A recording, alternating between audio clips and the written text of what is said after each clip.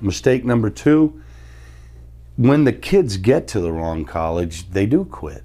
So it's got to be a good fit. And there's a scientific approach that we use that helps the student find the right idea of why they're in college and then find the college that fits them. You've seen those commercials for eHarmony.com and Match.com. Well, just imagine that there's a .com program for your student where it matches their personality and their values, their interests, their skills with the college that fits them the best. And that's very important. Right now, the average graduation time to get a 4-year degree is 6.4 years.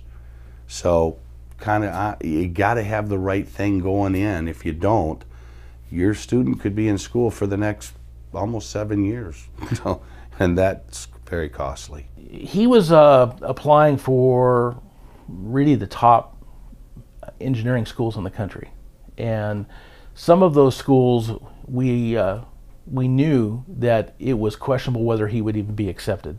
Schools like Caltech and MIT.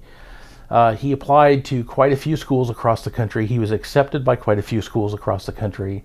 And in the end, the financial offer that we got was a very generous offer from Rensselaer Polytechnic of a leadership grant. And I would like to talk about leadership grants and also some other loan-based financial aid. And that was actually the school that he chose to attend, minus the knowledge of the financial side of things. We really didn't burden him with the finances. We allowed him the opportunity to pick a school, and we were going to worry about how to pay for it.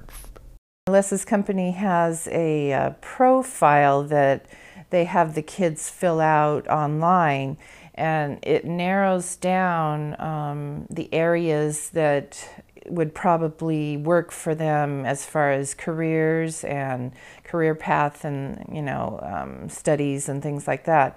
So this kind of helped them focus on which area they were more interested in, because you're right, when they're that young out of high school, they don't really know for sure what they want to be or what they want to do in life. So this profile really helped them, kind of figure out what they might want to do in life.